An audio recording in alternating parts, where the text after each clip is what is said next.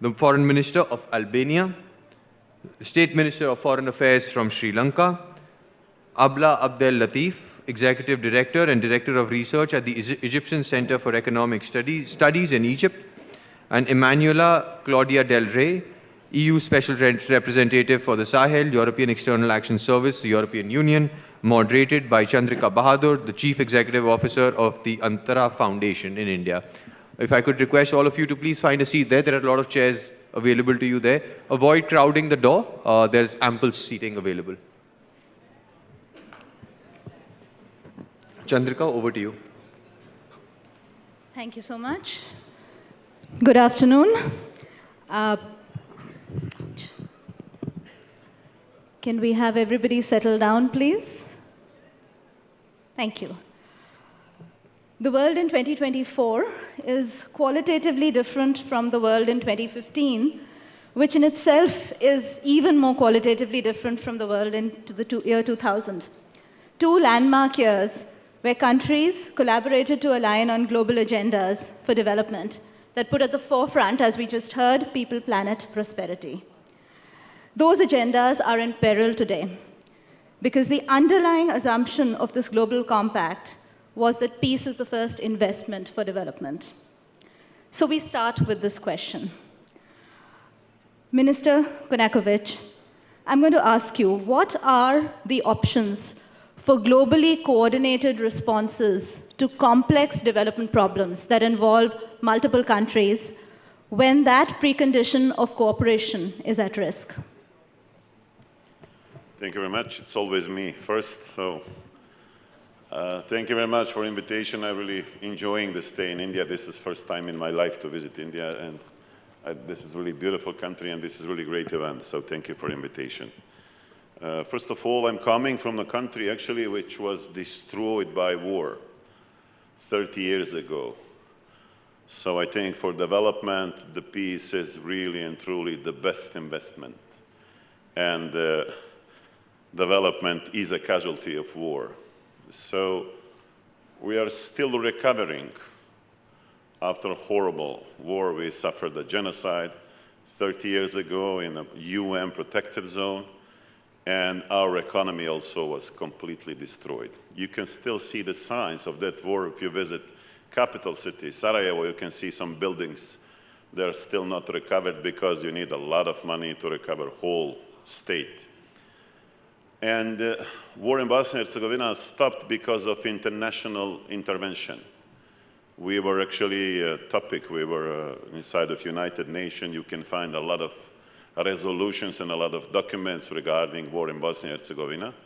And at the end, war has stopped after NATO intervened in Bosnia and Herzegovina. After NATO action, then war actually has stopped. If without international intervention or multilateral approach, I don't think war will ever stop in my country or anywhere in the world. So I think the common response to any threat, especially war, should be a priority in all countries, especially those leading, strongest countries in the world. And I hope they will react really soon regarding happenings in Ukraine and in Gaza, especially now at this time.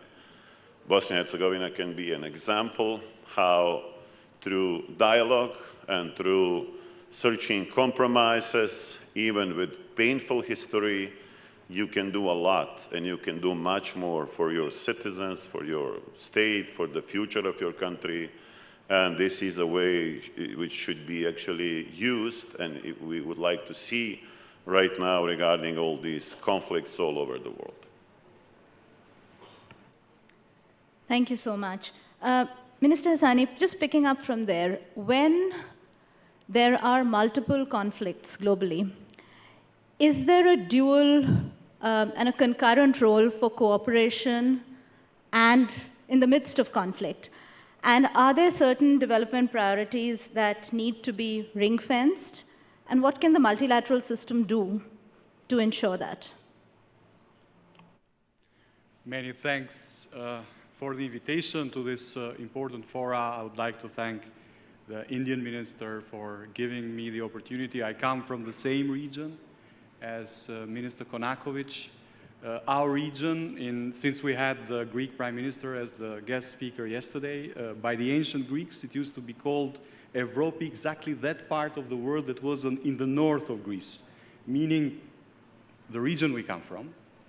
And today, the region we come from is not part of Europe, is not part of the European Union, but it's through many efforts and reforms that we have gone through in the last 30 years, many sacrifices that people, as Elmedin was mentioning, have gone through in the last 30 years, that we are aiming to become part of a family that we believe it's a family of democratic values based on rule of law and free market economies.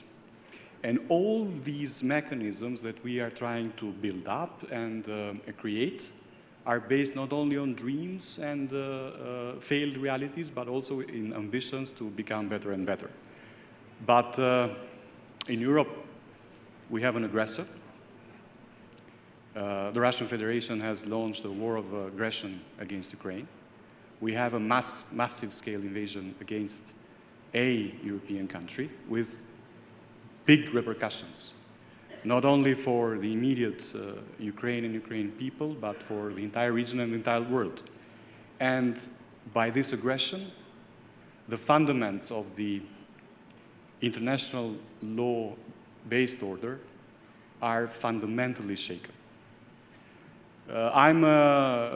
Personally, I'm a convinced multilateralist. I think only by cooperation, only by engagement into international organizations, into treaties, into protocols, into fora like this one, we can make our lives better. But at the same time, this should be the norm for all parties to engage and behave the same, and not wake up at a certain moment by revising the history and putting relativization of thoughts and ideas that somebody has in their own minds. Because what we see again in the Western Balkans, a region that has, in a way or another, produced more world history than it has consumed, we see that this trend of revising the history and using examples of our bloody past in the 90s of the last century is creating bigger and bigger problems. This is where we need more solid international institutions. This is where we need more common understanding on the things that we have agreed upon. How difficult this process is, multilateralism is suffering, and it's not suffering today. It's suffering in the last 2 decades. It's suffering because some countries in the world think differently, do not think that liberal democracy based on the free market economy and the rule of law is the right example to follow. They think of completely something else. They think of something that Albania, my country, used to endure up until 30 years ago. How we can tackle it? By continuing engaging, by continuing preserving these values, and by not making simple compromises just to cross certain moments and to move forward. Because moving forward without accountability is regrettable, and it's something that it will haunt us for years on. Who could have thought Europe in 2022 could have been in the middle of the war? Who could have thought 2 years later that war goes on? Who could have thought that other countries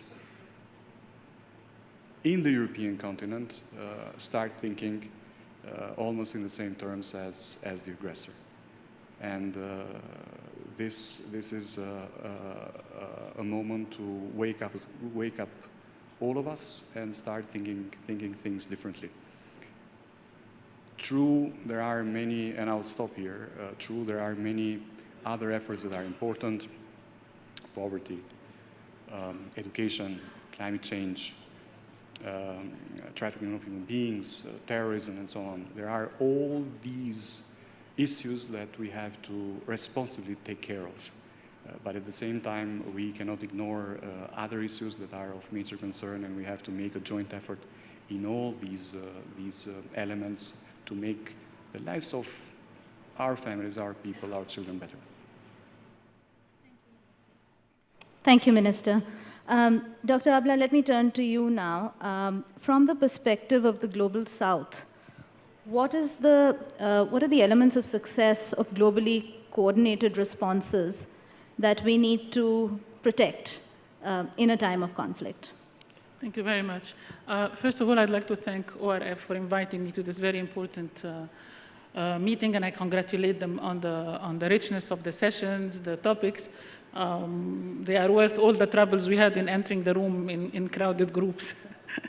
On your question on the global coordinated responses, you said that this is actually a precondition for addressing the global challenges. I think there is a need for a precondition for the precondition. Why so? Because if the coordinated responses are left alone, we are seeing things like what we're seeing on the ground. Two big examples, an obvious one, what's happening in the Gaza Strip. There are efforts for a coordinated response, but the coordinated response is actually taking the war to a deeper level. It's not solving the problem, and with a huge humanitarian cost. A second example away from the war has to do with the development finance. It doesn't need an economist to say that the world as a whole is rich. If you add up the real estate to the equities, to the corporates, to the governments, there is more than enough for everyone. There are trillions of dollars. And yet, we're struggling with development finance because of the inequality, historical inequality, and also because all the spending on development has to go in the direction that protects all human beings and the planet, and this is not how things are going. So if this is the case, what is the precondition? The precondition is to have a very loud voice for the Global South. At this point, the voice of the South is actually very low. Okay? There is potential. What India did in G20 by putting the African Union in the discussion, what we tried to do, what hopefully is going to happen also in Brazil with the G20 and next year in South Africa, all of this is creating potential for a higher voice for the Global South, which should be the compass for improving the global cooperation. But what is really needed is a lot deeper than that. What is needed is actually a complete change, a change of the Bretton Woods agreement that's running the world until now. And there is something actually very, very nice that His Excellency, the former president of Bolivia, said. He said the Bretton Woods, which is running the world, people who are ruling the countries now were not even born at the time. So it's too old. We need an economic system that respects and that reflects the reality on the ground as far as population is concerned, as far as economic wealth is concerned. And only when we have something like this are we going to have proper global responses. Thank you so much. Now, as a development practitioner, one of the most frustrating things to see is how quickly oxygen, attention, mind space, everything shifts from very critical long-term development challenges, jobs, livelihoods, we talked about some of those, towards urgent crises caused by conflict. So, Minister Balasuriya, I want to ask you, as a representative of a country that has lived through decades of conflict, what is the shrinking that happens of the fiscal and the policy space during conflict? And what is really the greatest part of prosperity that is at risk in that process? Well, at the outset, let me thank you for having me over here. It's said that in the 1950s, Lee Kuan Yew visited Sri Lanka, and he wanted to model Sri Lanka. He wanted to model Singapore after Sri Lanka. But as you are aware that in the mid-1980s, we had an ethnic conflict.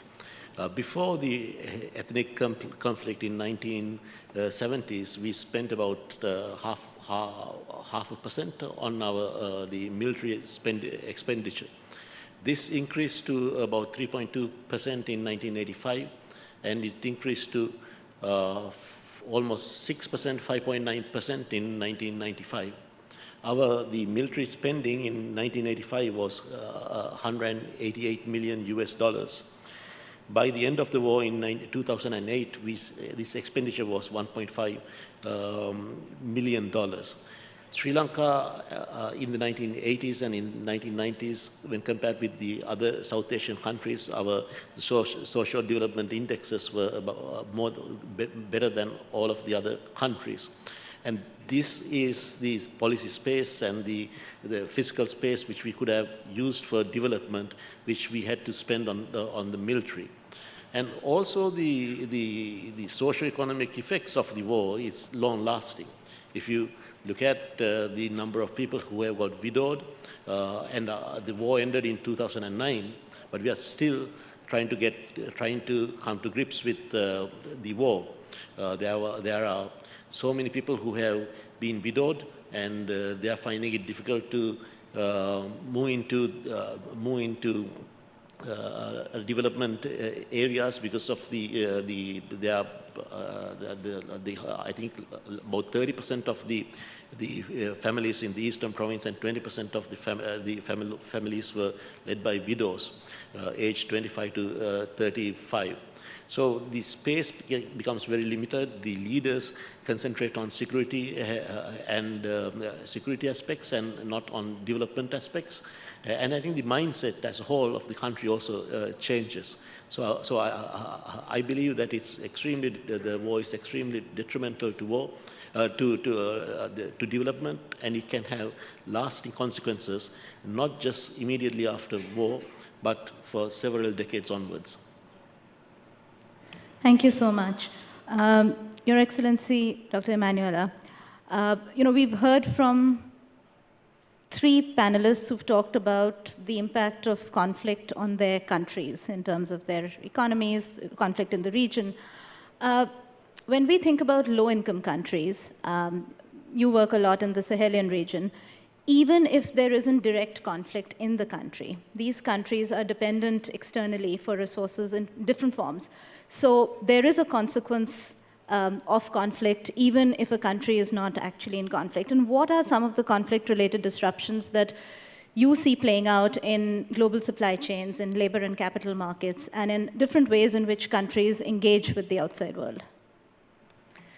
Thank you very much for this question. I would like to take you all to the Sahel, which is a very important region in Africa, and I want to actually praise India for its global vision, and it's not easy today to be global, because they included the African Union in the G20, and I think that this is really a propelling action that from which we will all benefit. But taking you to the Sahel, it's important because it's a very fundamental case study. For the European Union, I would say that it is the most significant and complex dossier on the table of the European Union at the moment after Ukraine. And it is because, as you were saying, many of the dynamics ongoing in the world at the moment are also affecting the area, and the area in its turn is affecting all of us in general, because what happens in the Sahel has an impact on the European Union, but also to the south, and in general attracts, of course, a lot of attention from all the world and many actors. I take the case study of the Sahel to say that, for instance, when the war in Ukraine started, of course, the effect on the Sahel and in Africa in general was immense, as well as in other areas of the world. For instance, for the blockade of delivery of grain, which caused a very serious food crisis, which added to many other problems that Africa is experiencing at the moment, from poverty to effects of climate change, IDPs, refugees, and of course the list is very long. But I also want to point out another aspect that is very important. These kind of conflicts of various forms have an effect on our partnerships. And this is, I think, something that is most significant, because it affects the foundation of our new approach to the world. The partnerships are fundamental, because through partnerships we can build good friendships, good relations, we can donate and obviously get something in change, and of course create very sustainable systems also at economic level. In the Sahel, for instance, the fact that there is so much instability is obliging the European Union to take decisions when there are, for instance, the some putsches and there are military groups that take the power, that has an effect on us, paralyzes the system of international relations.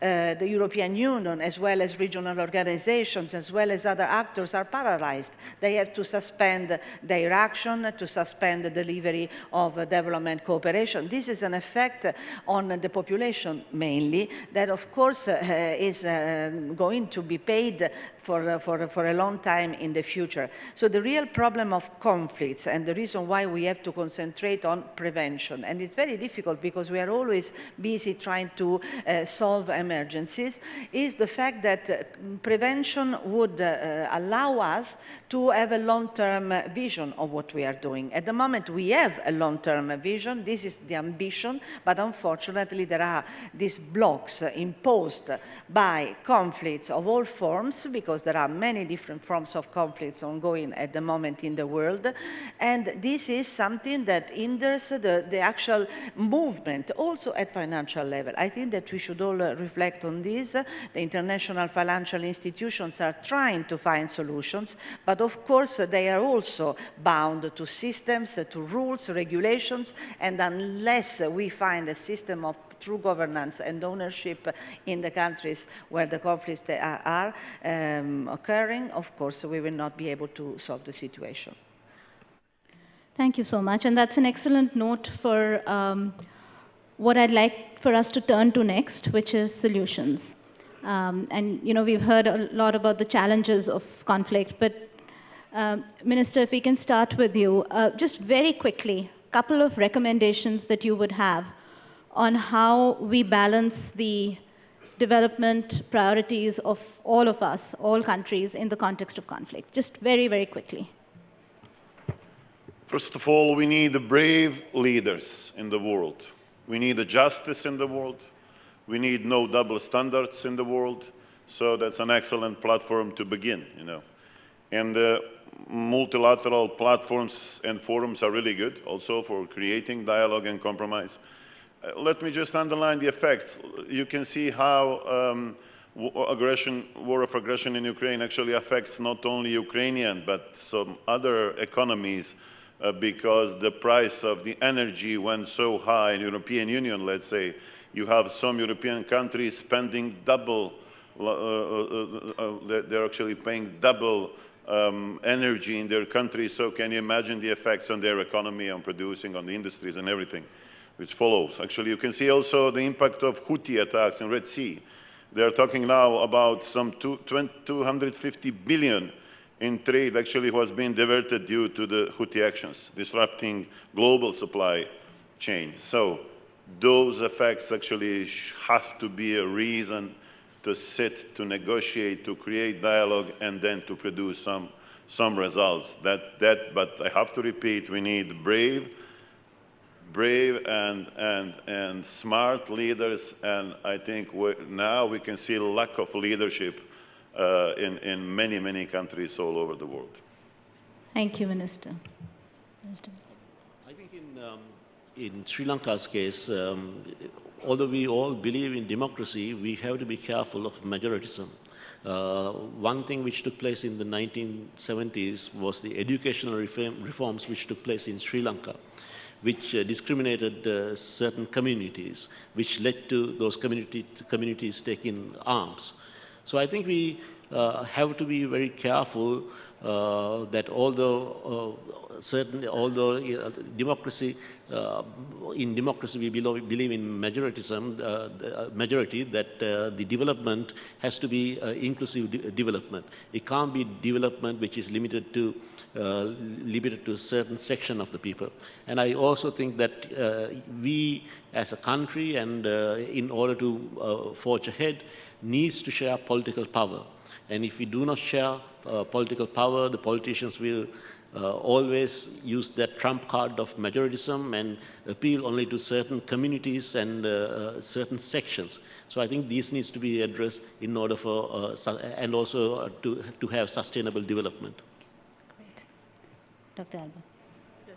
First of all, I second all the suggestions that were mentioned by His Excellency. Here, Yeah. it was on. Yes, it was on. I second all the suggestions that were mentioned in the beginning globally, and I would like to add that countries from the south need to do a lot of pushing in all the future meetings that are coming in order to have more of their rights. We need very urgently to have a SDG stimulus package, because we are very far from achieving the target, but it is still doable, and it calls for a lot of help from the developed countries, and it's the right of the others.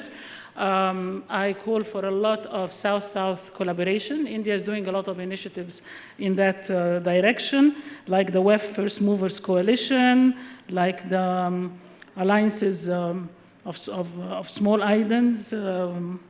Okay, there are lots of ideas there, and I think the South need to benefit from the existence of India and China, and I'm one of the people who believes that the earth should not open and swallow China. We need to benefit from it, debt relief, because we cannot move forward and have development at the center without debt relief. Countries from the South have to do their homework, capacity building, empowering their youth, working on themselves so that we can go somewhere. Thank you. Very quickly. Thank you. I will take the last note from my friend and say that, of course, efficient multilateralism is key, and we have to work on it because it's not difficult, not easy to realize it. The other 3 points I want to make is, of course, I was talking about the need to prevent, but also, of course, to be prepared for the changes and also for the unpredictable changes, and preparedness in this sense, and anticipation. So in this sense, I think that the world is now asking for more security, and they're asking for more support to security, especially in terms of military interventions and, of course, to tackle the conflicts. But at the same time, I think that we have to work in parallel very closely to, number one, reinforce the system of governance, which in many weak states is not working. And of course, this causes conflicts, because the main cause of conflicts is poverty and the lack of access to basic services and all the rest. I make it short.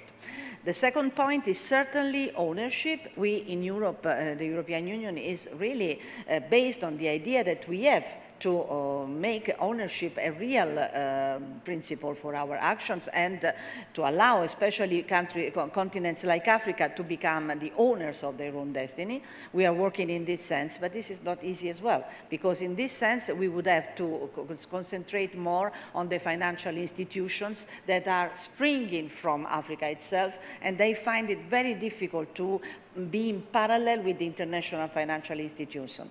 Last point, very important, and India is a master in this, of course, and I think that the triangulation India, European Union, and Africa would be absolutely necessary in this multipolar world, is the private sector. Foreign direct investment is vital.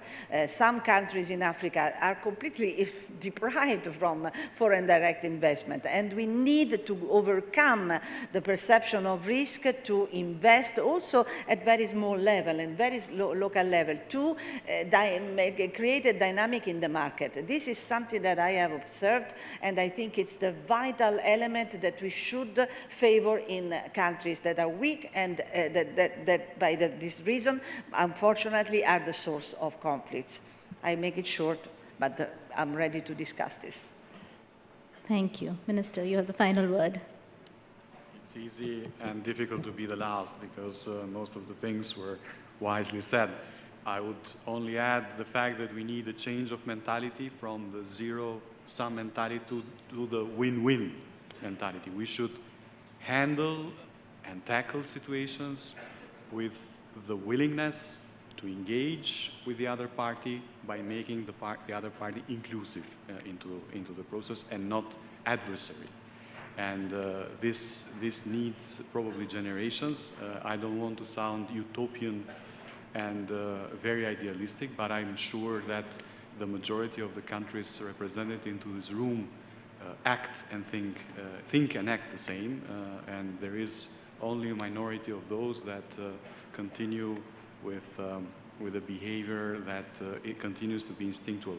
This is the reason why the human beings start to build institutions, start to build governments, leaving behind its primary instinctual moves, and then this was the reason why states and governments started to build up international institutions. So let's make the best use of the international institutions that we have. Let's ask for more reforms and more advancement of the agenda of what we have, but it's important to keep not only the channels of communication alive, but also the inclusion of all parties into our processes. Thank you so much. So that's a strong call for multilateralism. We will open up for questions now. I'm just trying to see. Yes, we have. There was a hand up here. If you can come to the microphone.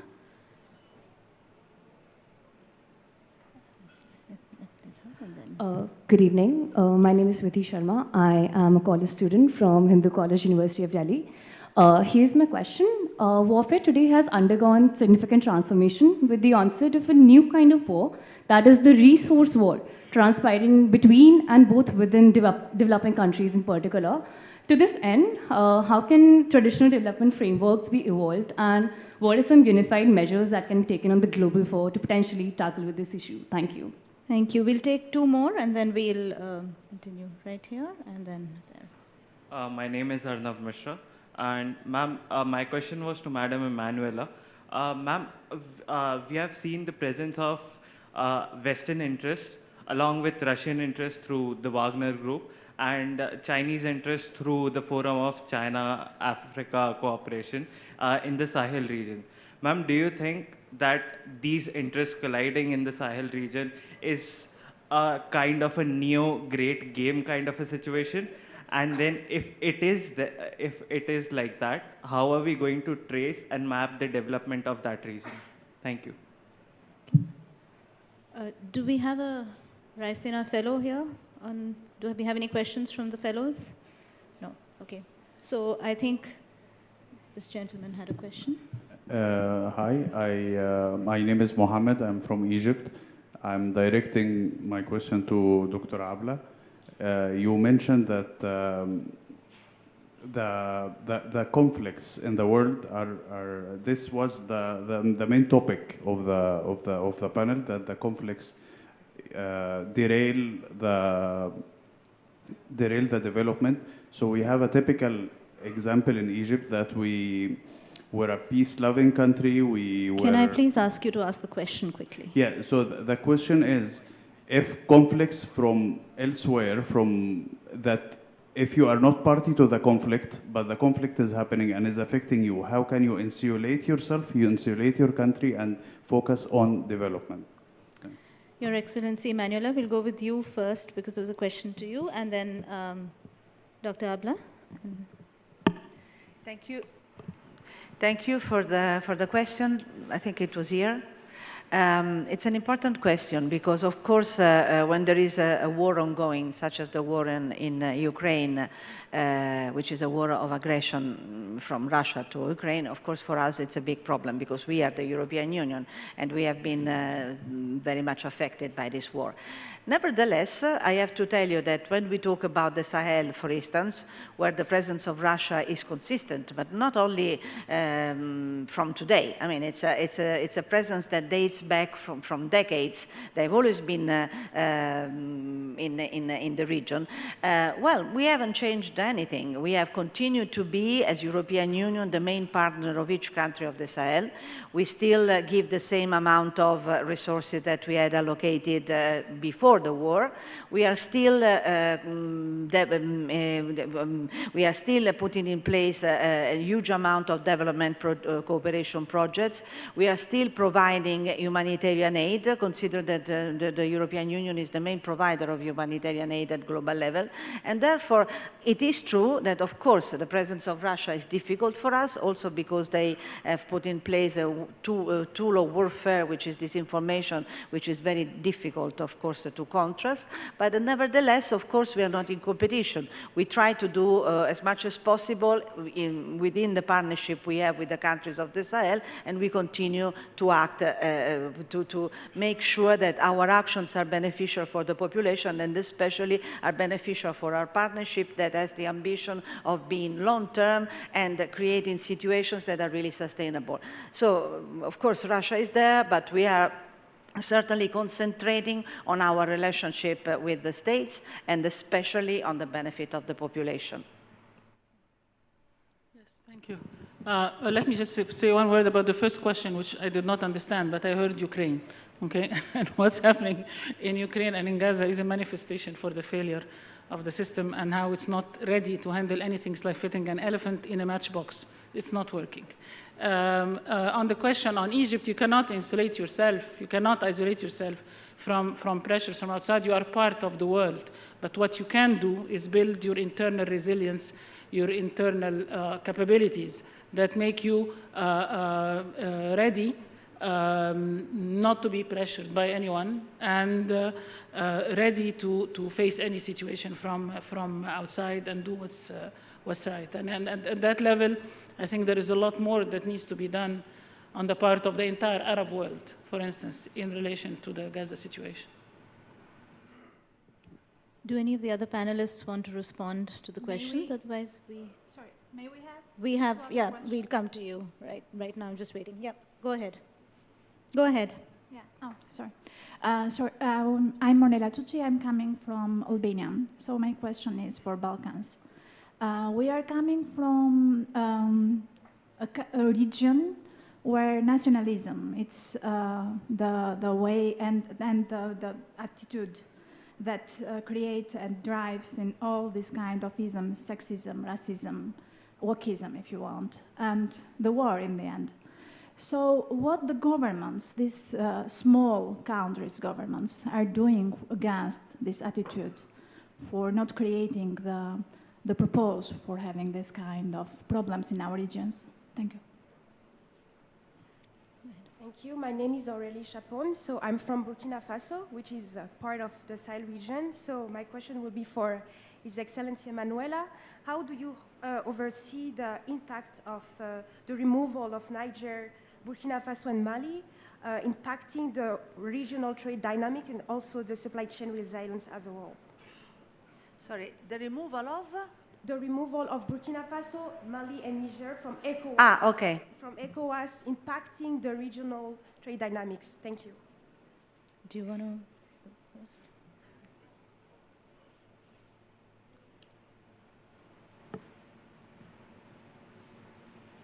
Building up democratic institutions. I will repeat always the same simple line. The Western Balkan countries should continue to build democratic institutions based on the rule of law and with the aim to develop the free market economy. This then expands to policies and strategies and all the paperwork, but the most important thing is the willingness of the people towards their Euro-Atlantic orientation. And the people in the Balkans hate being called people from the Balkans because Balkanization is such a pejorative term. We come from Southeastern Europe, we are European countries, and this should continue to be the target and the aim, and should be the aim and the target for all our endeavors. Is it difficult? Absolutely. We're talking about countries that have had, up until the maximum of their existence, only 33 years of democracy. Some others even less. But it's important that we should continue to deliver that, and also the cooperation between one another is crucial and fundamental for advancing this positive agenda. And the cooperation should be not only in our small silos, but a little bit broader, but I'll leave some time to Elmedin on this. We're actually out of time, so I'll request the questioners to ask the questions outside of the panel. Please join me in giving a huge round of applause to our panelists. Thank you. Thank you so much to all the speakers. Sorry to all of those who wanted to ask a question. We do have to keep the train running on time. But thank you so much to all the speakers for joining us today. If I could invite you